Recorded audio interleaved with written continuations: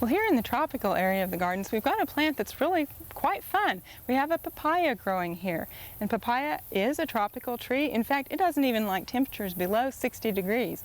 We're not having to worry about that this summer. Now, it can grow from 12 to 15 feet tall and be anywhere from 6 to 8 feet wide, so you can see that we've pretty much got a nice sized papaya going here. This tree is a little less than 2 years old. It spent the winter in the greenhouse, and the fun thing about it is we're actually getting some fruit. You can see here we've got a few papayas, and we're hoping that they'll ripen before our first frost. Now, if you want to grow a papaya of your own, you can just start a seed. And once the seedling reaches anywhere from 8 to 10 inches tall, you can transfer that into a larger pot that's at least 14 inches in diameter. Now, make sure the soil is well drained and that you work a little bit of slow release fertilizer in with that. Then water your papaya well and fertilize it with a medium nitrogen fertilizer about once a month.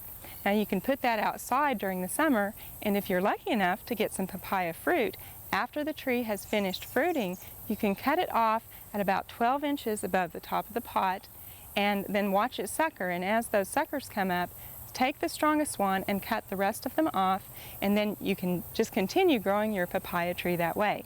Well, one final thing, you'll need to choose a papaya that's monoecious. Some are monoecious and some are dioecious. That means the monoecious ones have both male and female flowers on the same tree, so you want to pick one that's monoecious so that you've got the possibility of getting some fruit off your papaya. We hope you've enjoyed this classic from the Oklahoma Gardening Vault. Remember, even though these tips and techniques are timeless, there's always something new to learn in the world of gardening.